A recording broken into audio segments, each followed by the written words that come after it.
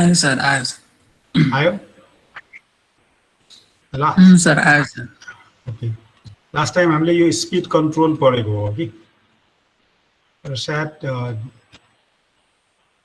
एकजनाले भन्नुहोस् त कहाँसम्म सिक्यो स्पिड कन्ट्रोलमा यो फिल्ड कन्ट्रोल मेथड मात्रै भनियो कि यो आर्मेचर कन्ट्रोल मेथड पनि सिद्धिएछ? फिल्ड कन्ट्रोल मात्र हो सर। ओके, अब हामी आर्मेचर कन्ट्रोल मेथडबाट आज सुरु गर्छौँ। सबैले अनम्युट गर्नु। अब डिसी सन्ट मोटरको स्पिड कन्ट्रोल दुई प्रकारबाट हुन्छ भनेर हामीले लास्ट टाइम चाहिँ फिल्ड कन्ट्रोल मेथड पढ्यौँ, जसमा हामीले फिल्ड वाइन्डिङको सिरिजमा एउटा भेरिएबल रेजिस्टेन्स राखेर यो फिल्ड वाइन्डिङको करेन्ट चेन्ज गर्छौँ। त्यसले फ्लक्स परफोल चेन्ज हुन्छ, त्यही अनुसार स्पिड चेन्ज हुन्छ र रिलेसनसिप अनुसार फ्लक्ससँग स्पिड इन्भर्सली प्रोपोर्सनल भएकोले फ्लक्स घटायो भने स्पिड बढ्छ। यहाँ चाहिँ फ्लक्स घटाउने मात्रै सक्छौँ हामी। यो रेजिस्टेन्स एड गरेपछि यो आइएफ घट्छ मात्रै नर्मल अवस्थाभन्दा, र फ्लक्स घट्दाखेरि स्पिड बढाउनु पर्यो भने अथवा नर्मल रेटेड स्पिडबाट माथि स्पिडमा कन्ट्रोल गर्नु पर्यो भने फिल्ड कन्ट्रोल मेथड युज गर्छौँ हामी। यो आर्मेचर कन्ट्रोल मेथड चाहिँ रेटेड स्पिडभन्दा कम स्पिडमा घुमाउन आवश्यकता भयो भने आर्मेचर कन्ट्रोल मेथड गर्छौँ हामी। यो मेथडमा हामीले फिल्डमा केही पनि गर्दैनौँ। अब यो आइएफ कन्स्ट्यान्ट हुन्छ, किनभने यो आरएफ कन्स्ट्यान्ट हो, त्यसको एक्रस यो फिक्स भोल्टेज भी एप्लाइड भएको छ। So this IF will be V divided by RF constant हुन्छ। र स्पिड कन्ट्रोल हामी कसरी गर्छौँ त यो आर्मेचर सर्किटको सिरिजमा भेरिएबल रेजिस्टेन्स आरएस राख्छौँ र यो आरएस थपेपछि पहिलाको फ्याक्टर इफेक्टिङको एक्सप्रेसन हेर्यो भने speed is directly proportional to V minus IA RA. यो आरए को इफेक्टिभ भ्यालु बढ्छ, यो भोल्टेज ड्रप बढ्छ र यो नेट एमाउन्ट घट्छ र स्पिड घट्छ। त्यसैले आर्मेचर कन्ट्रोल मेथडबाट चाहिँ स्पिड घटाउँछ। र जब यो फाइटर P1 मा हुन्छ, the whole value of RS will be connected in series with RA. र यो फाइटरलाई माथि सार्दै पोइन्ट 0 मा पर्यो भने यो आरएस फेरि आउट अफ सर्किट हुन्छ। ओके, अब यसको कुनै म्याथमेटिकल फर्मुलेसन चाहिँ हामी अब यसरी गर्छौँ। यो फाइटर P0 मा भएको बेलामा यो आरएस इन्क्लुड थिएन। अनम्युट गर्नुहोस् त, कसैको अनम्युट भएको छैन जस्तो। यो फाइटर P05 मा हुँदाखेरि यो आरएस इन्क्लुडेड छैन। त्यति बेला आरएस 0 भयो। when the fighter P is at the end 0, there will be no voltage drop in RS. यो RS को voltage drop हुँदैन, यो RA मा मात्र voltage drop हुने भयो। ओके, सपोज त्यति बेला आर्मेचरले तानेको करेन्ट IA1 भनेर मैले सपोज गरेँ। यसको स्याफ्टमा कुनै लोड होला, यो घुमिरहेको छ। ओके, यो घुमिरहेकोलाई हामीले स्पिड कन्ट्रोल गर्न खोजेको हो। जब यो आरएस इन्क्लुडेड छैन त्यति बेला एटी ब्याक इएमएफ हुन्छ। अब IA1 चाहिँ यहाँबाट करेन्ट फ्लो भएको भनेर मान्यौँ हामीले। So back EMF develop at that particular speed will be V माइनस IA1 RA। ओके, र यो आइएफ चाहिँ कन्स्ट्यान्ट छ, आइएफ कन्स्ट्यान्ट। अब यो फाइटर P लाई 0 बाट 1 मा ल्यायो भने यो आरएस अब इन्क्लुड भयो। र यो आरएस लाई हामीले इन्क्लुड गरे। यो स्याफ्टमा जुन मेकानिकल लोड छ त्यसलाई कन्स्ट्यान्टै राखेर यो आरएस एड गर्यो भने अब मोटरले त त्यतिकै टर्क डेभलप गर्नु पर्यो, अदरवाइज कोल्याप्स हुन्छ। पहिला जति टर्क प्रोड्युस गरेको हो अहिले पनि त्यतिकै टर्क प्रोड्युस गर्नुपर्छ यसले। त्यसैको आधारमा हामीले के भन्यौँ भने torque is proportional to, in the second case त्यति बेला यसले IA2 करेन्ट तान्छ। यो आरएस थपेपछि पहिला IA1 तानेको, यो आरएस कटेपछि IA1 करेन्ट तान्छ। यो करेन्ट बढ्न पनि सक्छ, घट्न पनि सक्छ, depending upon the load condition.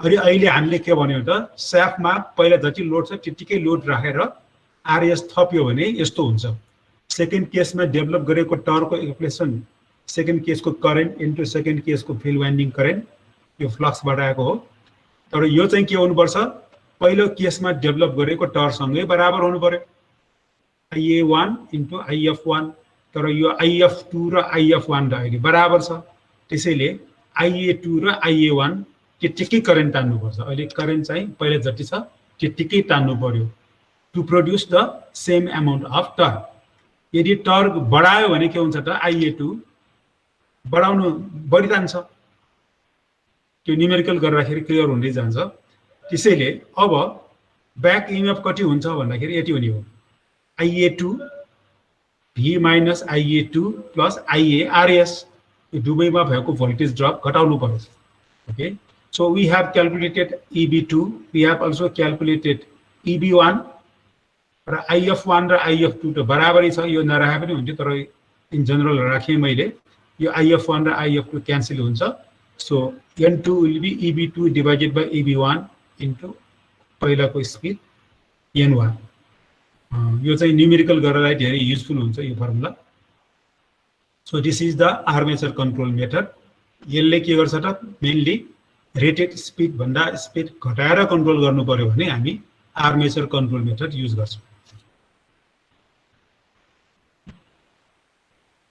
Okay अब हामी speed control of DC series motor slide change भएको त छ नि पेज नम्बर 9 आइरहेछ अहिले एकजनाले बोल्नुस् छ sir okay speed control of DC series motor यो डीसी सिरिज मोटरमा पनि विभिन्न तरिकाबाट स्पिड कन्ट्रोल गर्न सकिन्छ र फर्स्ट मेथड चाहिँ फिल्ड डाइभर्टर मेथड भन्छ यसको सर्किट डायग्राम यहाँ देखाएको छ यसलाई डाइभर्टर किन भनेको भने यो आरएस नहुँदाखेरि यो सोर्सबाट दिएको टोटल करेन्ट आई नै यो फिल्ड वाइन्डिङमा जान्छ तर यो आरएस राख्ने बित्तिकै यो टोटल आई को केही भाग एउटा डाइभर्ट भएर जान्छ र यो करेन्ट पहिलेको भन्दा घट्छ ओके यहाँको टोटल करेन्टलाई यो बाटोमा डाइभर्ट गरेर लग्छ यो आरएस ले त्यसैले यसलाई डाइभर्टर भन्छ यसलाई चाहिँ डाइभर्टर रेजिस्टेन्स भन्छ so by varying the value of this RS we can control the speed अब स्पिड यसो गर्दाखेरि बढ्छ कि घट्छ यो म्याथमेटिकल फर्मुलेसन थ्योरी सबै हामीले डिटेलमा भन्नु पर्यो so in this method a variable resistance RS is connected across the series field winding यो series field winding को प्यारलमा कनेक्सन गर्छ ओके र करेन्ट टोटल करेन्ट यहाँ डाइभर्ट भएर जान्छ आर्मेचरमा चाहिँ फेरि टोटल करेन्टै आउँछ फिल्डको करेन्ट मात्रै डाइभर्ट गरेर लग्यो यसले So when RES is connected across the field winding, the total current I, यो total current I gets diverted through RES and ISE decreases. त्यसैले यो ISE घट्छ ISE घटेपछि फ्लक्स घट्छ फ्लक्स घटेपछि स्पिड बढ्छ त्यसैले यो मेथडबाट स्पिड बढ्ने देखियो र at different value of RES different बढेको स्पिडमा यो मोटरलाई हामी घुमाउन सक्छौं अब यसलाई म्याथमेटिकल एनालाइसिस हामी यसरी गर्छौं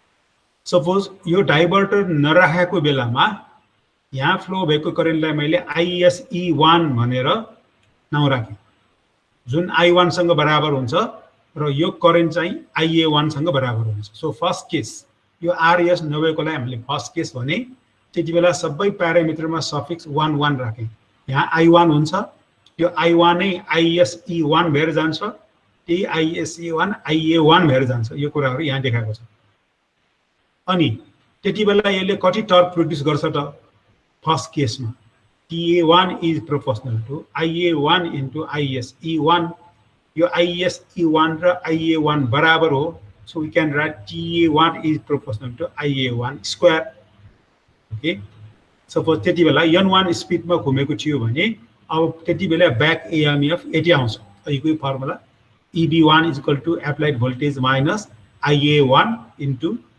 RSERA अब हामीले R2 कनेक्ट गर्यौं यो R2 कनेक्ट गरौँ र यो स्याफ्टमा त्यतिकै लोड राखेर लोड कन्स्ट्यान्ट राख्यो भने so if RES is connected keeping the load on the shaft constant the I2 divides into two parallel parts. यो करेन्ट I2 भयो भने सेकेन्ड केसमा दुईटा प्यारल पार्टमा डिभाइड हुन्छ ओके ISE2 यहाँबाट ISE2 हुन्छ यहाँबाट IS जान्छ ओके अब त्यति बेला कति टर्क डेभलप गर्छ त IA2 इन्टु ISE2 डेभलप गर्छ र कन्स्ट्यान्ट टर्क बेला यो टर्क र यो टर्क बराबर हुनु पर्यो त्यसरी इक्वेट गर्यो भने since the load torque is constant यो IA2 इन्टु IS2 भनेको पहिलाको यो IA1 सँग बराबर गरे यहाँबाट मैले IA2 क्याल्कुलेट गर्न सक्छु यदि पहिलाको करेन्ट थाहा छ okay so this should be ISE2 यो ISE2 कति हुन्छ भन्ने कुरा हामी करेन्ट डिभिजन रुलबाट यहाँ क्याल्कुलेट गर्न सक्छौं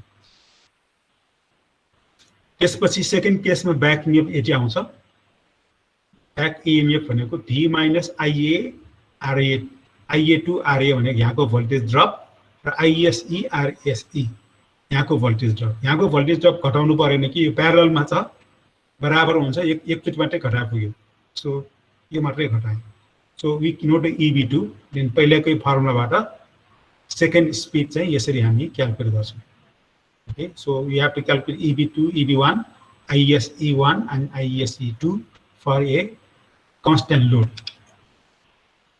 so यो हो field diverter method अर्को मेथड हो आर्मेचर डाइभर्टर मेथड अब हामी आर्मेचर करेन्टलाई डाइभर्ट गरेर लेख्छौं आर्मेचर सँग प्यारललमा भ्यारिएबल राख्छौं यहाँ त्यसै छोड्दिन्छौं है यो केसमा के हुन्छ त यो RS भ्यारी गरेर स्पिड कन्ट्रोल गर्ने हो so when RS is connected across the armature winding keeping the load torque constant I gets diverted through RS and IA decreases यहाँबाट टोटल करेन्ट आएको ISE त यो I सँगै बराबर हुन्छ र यहाँ पुगेपछि केही करेन्ट यहाँ डाइभर्ट भएर गयो त्यसैले यो के हुन्छ त घट्छ है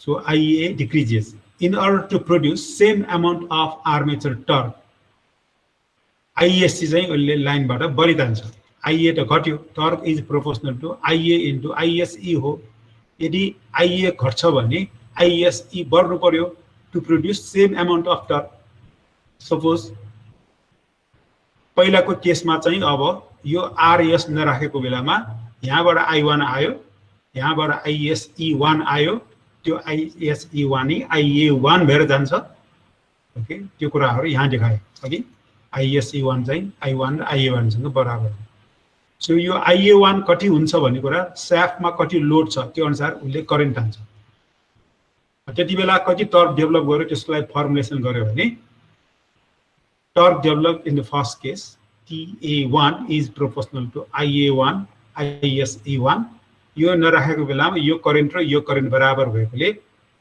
हामीले IA स्क्वायर 1 सँग बराबर भयो त्यति बेला यो N1 स्पिडमा घुमेको छ भने त्यति बेला उले प्रोड्युस गर्ने ब्याक इएमएफ यति हो ओके V minus IA1 यो अहिले सिरिज भयो when RS is connected across the armature circuit keeping the load on the shaft constant out I2 यहाँबाट I2 फ्लो हुन्छ अब सेकेन्ड केसमा यो I2 चाहिँ डिवाइड हुन्छ यहाँ IS जान्छ यहाँ IA2 जान्छ okay so I2 will be IA2 into IS2 यसलाई पनि मैले IS2 भनेर नाम राखे अब सेकेन्ड केसको torque is again proportional to IA2 into ISE2 त्यसैले यो फर्स्ट केसको टर्क र सेकेन्ड केसको टर्क बराबर गर्यो भने we can calculate IA2 so once you calculate IA2 then back EMF will be यो एक्सप्रेसन चाहिँ धेरैले झुकिन्छ राम्रोसँग याद गर्नु होला V माइनस यहाँको भोल्टेज ड्रप यहाँको करेन्ट राख्नु पर्यो ISE RSE माइनस यहाँको voltage drop IA2 RA so in this way you will calculate back EMF and then you will calculate the speed यो armature diverter method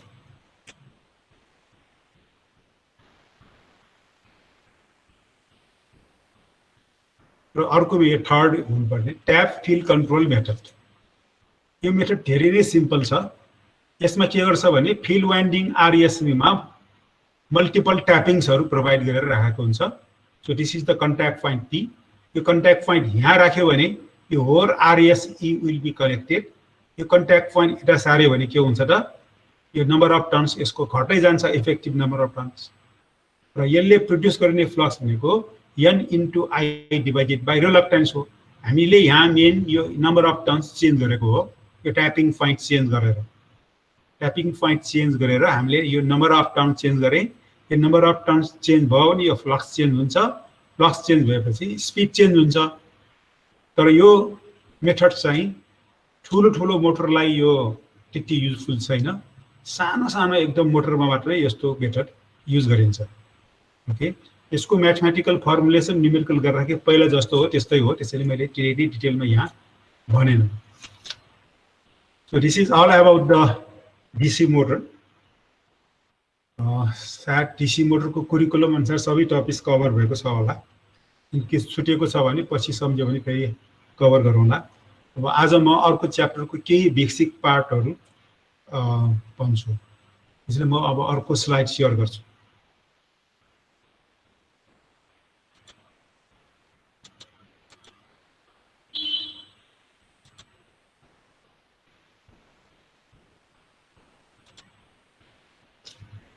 अर्को slide आयो, एकजनाले भन्नुहोस् त, लेक्चर नम्बर 13 भनेर आएको छ, इन्डक्सन मेसिन। आयो सर। यो च्याप्टर पनि अलि लामै छ। यो यसमा इन्डक्सन मोटर र इन्डक्सन जेनेरेटर दुवै कभर हुन्छ। र आज बेसिक कुराहरू मात्रै गर्छौँ यो च्याप्टरको।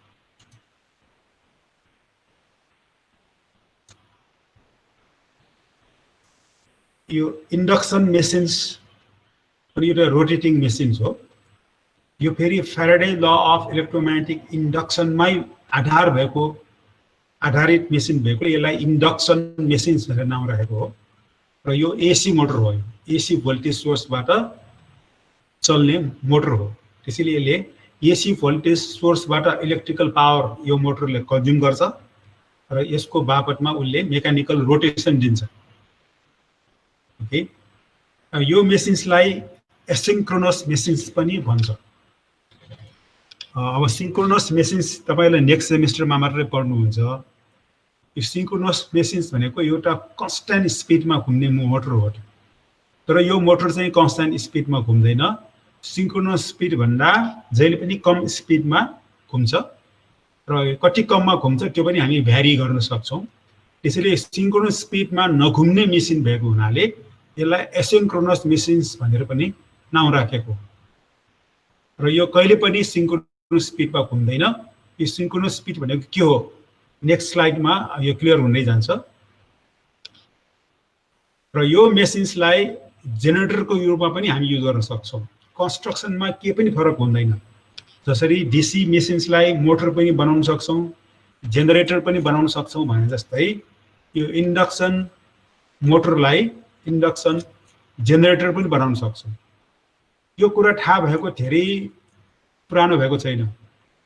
If you go back to 50-60 years यो इन्डक्सन मोटरलाई जेनेरेटर बनाउनु हुन्छ भनेर थाहै थिएन। यो पछि पत्ता लागेको कुरा हो। र यो सानो सानो पावर हाउसमा जस्तो कि माइक्रो हाइड्रो पावर हाउसमा चाहिँ इन्डक्सन जेनेरेटर युज गर्ने चलन छ। यो सस्तो पर्छ भनेर। ठुलो ठुलो पावर हाउसमा सिन्क्रोनस जेनेरेटर युज हुन्छ जुन तपाईहरुले नेक्स्ट सेमिस्टरमा पढिन्छ। तर माइक्रो हाइड्रो जहाँ सानो सानो पावर हाउस छ त्यहाँ चाहिँ इन्डक्सन जेनेरेटर युज गर्ने चलनहरू आइसकेको छ। अब सबभन्दा पहिला हामी आज यसको बेसिक कन्स्ट्रक्सनको मात्रै कुरा गर्छौँ। इन्डक्सन मेसिन्सको constructional details. So this figure shows the cross-sectional view of a induction machine. सबभन्दा भित्रको भाग चाहिँ shaft भयो र यो रोटर हो। यो रोटरको आउटर सर्कम्फरेन्समा यो सर्कल लेखा सानो सानो त्यो कन्डक्टरहरू। कन्डक्टर कसरी राख्छ त्यसको डिटेल यो रोटरको डिटेल पढ्दाखेरि हामी हेर्दै जान्छौँ। र यो रोटरको आउटर सर्कम्फरेन्स र यो अब्जेक्टको सर्कम्फरेन्स दिन्छ कुनै इयर ग्याप हुन्छ त्यो इयर ग्याप चाहिँ यो स्याफ्टमा दुवै एन्डमा बल बेरिङले होल्ड गरेर यो इयर ग्याप चाहिँ मेन्टेन गर्छ यो पार्टलाई हामी स्टेटर भन्छौँ stator of the induction machines. So there will be a small ear gap between outer circumference of the rotor and inner circumference of the stator. यो ear gap भनेको 1 millimetre 2 millimetre यस्तो सानो हुन्छ यो धेरै राखेर ear gap राख्यो भने मेसिन्सको परफर्मेन्स 4 हुन्छ तर यो 1-2 मिलिमिटर मेन्टेन गर्नु भनेर भन्नु धेरै गाह्रो कुरा हो त्यसको लागि यो स्याफ्टको दुवै एन्डमा धेरै राम्रो बल बेरिङ चाहिन्छ ताकि यो सिमेट्रिकली घुमोस् यसले घुम्दाखेरि यसलाई स्टेटरमा नछोस् okay so rotor is very simple अब त्यसपछि यो स्टेटरमा के छ भने यसको सर्कम्फरेन्समा यो खाल्डोहरु छ यसलाई स्लट भन्छ र यो स्लट खाल्डोहरुमा यो वाइन्डिङ गरेको छ यो सानो सानो चाहिँ वाइन्डिङ देखाएको हो त्यसले यसलाई चाहिँ स्टेटर वाइन्डिङ भन्छ स्टेटर वाइन्डिङ यो खाल्डोलाई स्लट भन्छ ओके अनि यसको बाहिर आउटर कभर हुन्छ मेसिनको त्यसलाई हामी योक भन्छौं ओके सो स्टेटर भनेको नघुम्ने पार्ट हो stationary part of the machine in cylindrical form with hollow space at the centre यो स्टेटरको सेन्टरमा चाहिँ हेलो स्पेस भयो जुन हेलो स्पेसमा हामीले रोटर राख्ने है यो स्टेटर कोर ल्यामिनेटेड सिलिकन स्टीलबाट बनेको हुन्छ यो hysteresis loss eddy current loss घटाउनलाई ल्यामिनेटेडबाट इटी करेन्ट लस गर्छ सिलिकन मिसाएपछि हिस्टेरिसिस लस गर्छ ट्रान्सफर्मरमा जसै ओके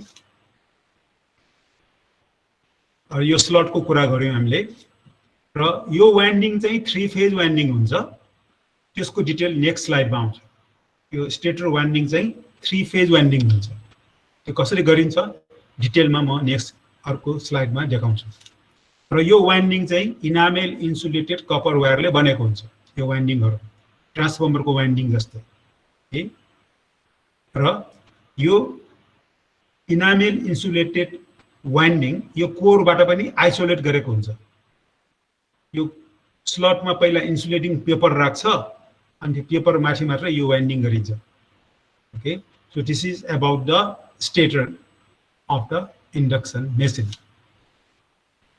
अब यो वाइन्डिङ कसरी गरिन्छ भन्ने कुरामा डिटेलमा जान्छु ओके सपोज यो स्टेटर कोरलाई एक ठाउँमा यसरी काटेर अनि यसलाई डेभलप गर्यो फ्ल्याट बनायो भने यस्तो भ्यू देख्छ भनेर देखाएको पहिला यो ड्रइङ बुझ्नु पर्यो सो दिस इज खाल्डो नम्बर 1 स्लट नम्बर 1 अनि यो टिच भन्छ यसलाई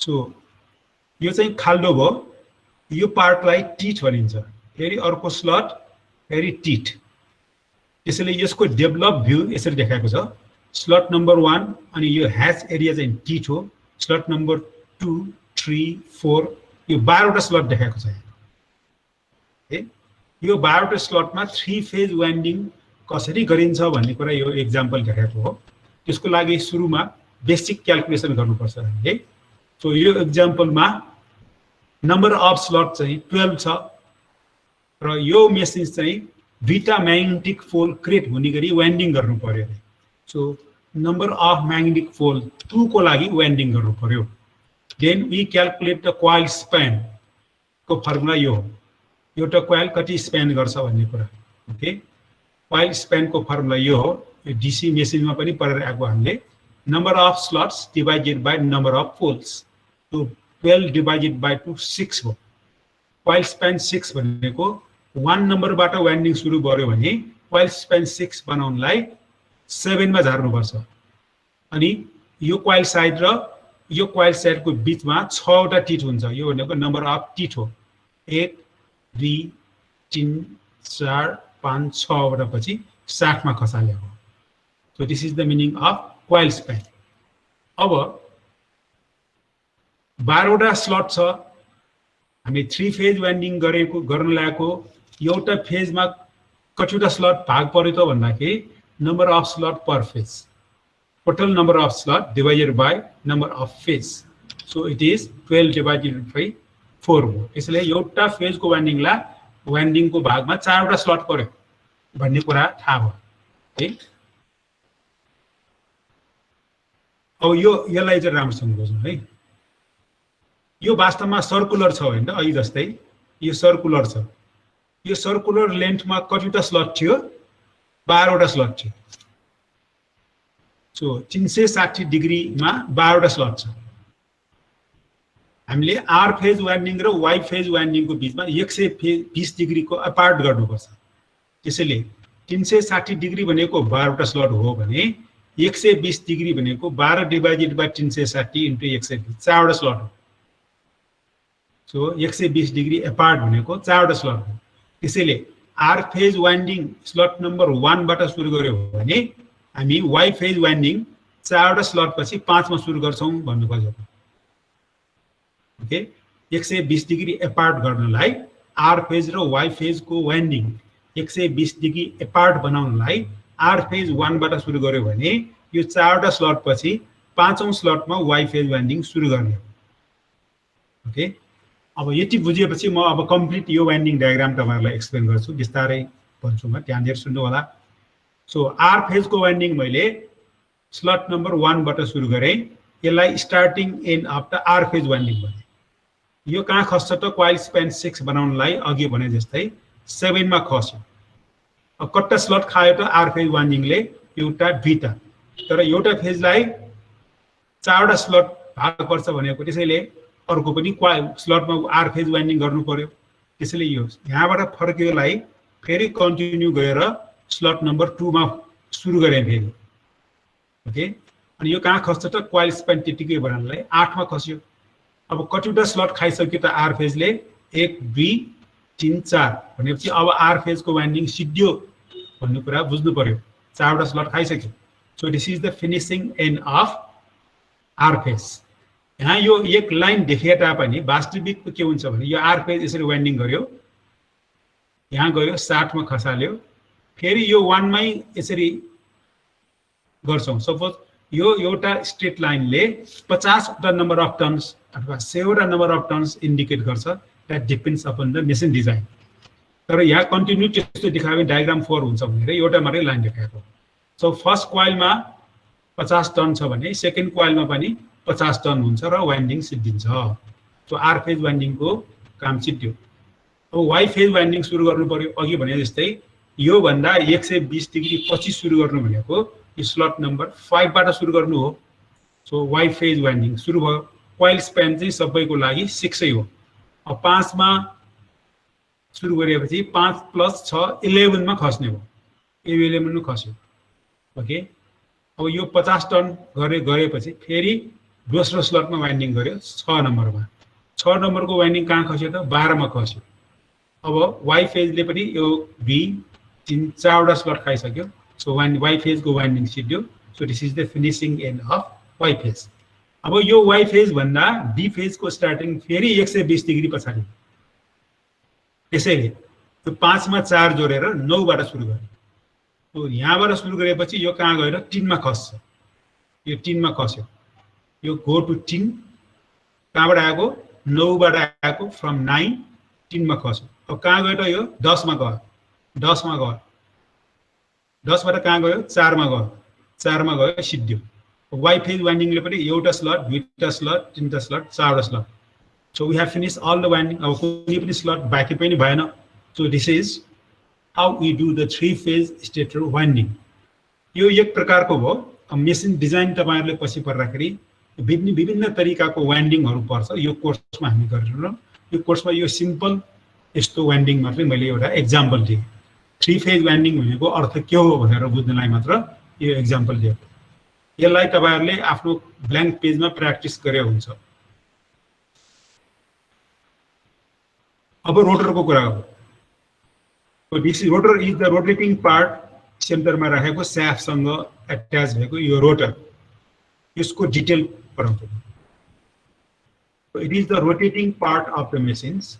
It is cylindrical in shape with central shaft. यो shaft हो रोटरको, यो shaft हो। The shaft is supported by ball bearing at both end so that it can rotate freely keeping a small air gap about 1 to 4 millimeter between rotor and stator. यो पनि laminated silicon steel बाट बनेको हुन्छ यो core पनि र rotor चाहिँ दुई प्रकारको हुन्छ एउटा स्क्विरल केज रोटर अर्को फेज 1 रोटर ओके अब म फेज 1 रोटर को कुरा गर्छु यो पनि laminated steel बाटै यो कोर बनाउँछ सिलिन्ड्रिकल कोर बनाउँछ यो बीचमा चाहिँ होल्स हुन्छ फाल हुन्छ ओके यो चाहिँ खाल्डो हो त्यसैले थ्रुआउट द लेन्थ यो खाल्डो छ यो खाल्डो चाहिँ स्ट्रेट नभइकन अलिकति स्क्यू हुन्छ बाङ्गिएको हुन्छ त्यसैले यसलाई स्क्विरल भनेको केज किन भनेको त इफ यु यहाँ चाहिँ पछि हामी कन्डक्टर राख्छौं okay so if you forget this iron core and imagine only this iron core conductor र एउटा रिङ हुन्छ यो कन्डक्टर को एन्ड यो कन्डक्टर एन्डलाई सर्ट सर्किट गर्ने रिङ हुन्छ यस्तै रिङ यता पछाडी पनि हुन्छ अब तपाईले यो आइरन कोर बिर्सेर यो कन्डक्टर र रिङ मात्रै इमेजिन गर्यो भने यो एउटा पिजरा जस्तो देखिन्छ केज त्यसैले यसलाई स्क्विरल केज रोटर भनेको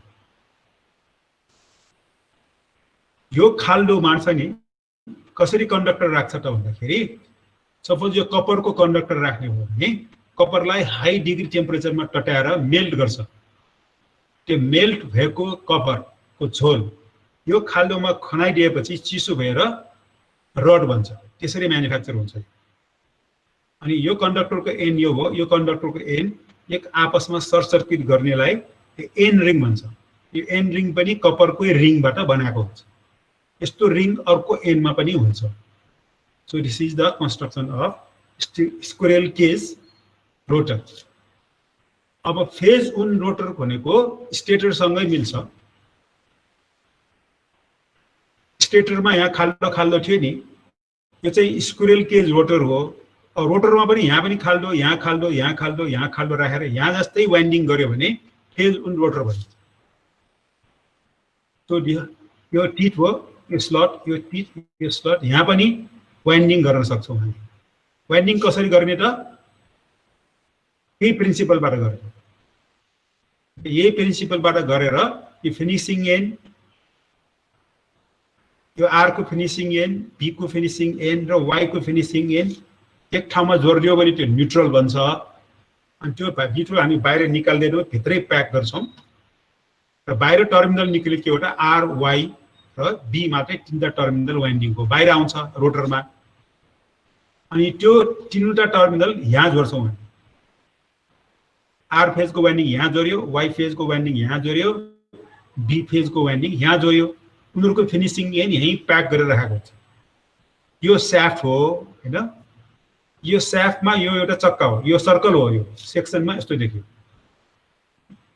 यो स्लिप रिङ भनेको सर्कुलर स्लिप रिङ हो यो शाफ्टबाट इन्सुलेट गरेको हुन्छ यो ह्याच एरिया चाहिँ इन्सुलेटिङ मटेरियल हो so this slip ring is not electrically connected with this shaft अनि आर फेज को वाइन्डिङ यहाँ जोड्यो वाई फेज को वाइन्डिङ यहाँ जोड्यो बी फेज को वाइन्डिङ यहाँ जोड्यो अनि यो सर्कुलर का स्लिप रिङ को माथि 3 टुक्रा कार्बन ब्रश राखेर यसलाई पनि सर्ट सर्किट गर्ने भनेपछि के हो त अहिलेको वायरिङ डायग्राममा हेर्यो भने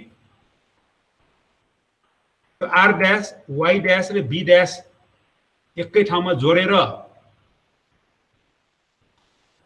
भित्र लुकाइदिएको हो यो आर कहाँ जोडेको स्लिप रिङमा जोडेको यो वाई पनि दोस्रो स्लिप रिङमा जोडेको यो बी पनि तेस्रो स्लिप रिङमा जोडेको अनि हामीले के गर्यौं त 3 टुक्रा कार्बन बसे उलाई पनि कमन गरेर सर्ट सर्किट गरिदियौं so this is the arrangement of phase 1 rotor कसैले यसलाई स्लिप रिङ रोटर पनि भनिन्छ या स्लिप रिङ भन्छ यहाँ चाहिँ स्लिप रिङ हुँदैन त्यसैले यो कन्स्ट्रक्सन चाहिँ सस्तो पर्छ यो कन्स्ट्रक्सन चाहिँ महँगो पर्छ so these are the two types of rotor available for 3-phase induction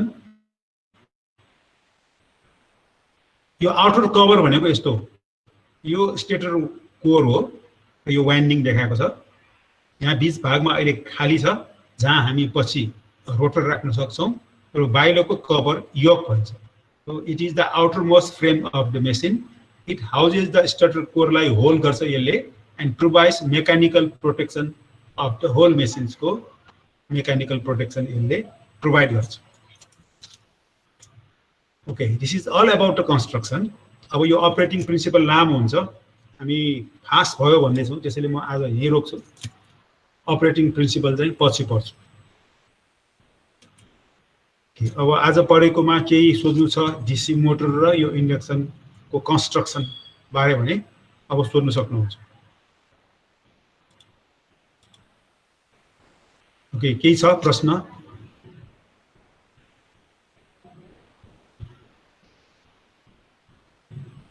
मलाई सुनिराख्नु भएको छ, एकजनाले बोल्नुस्.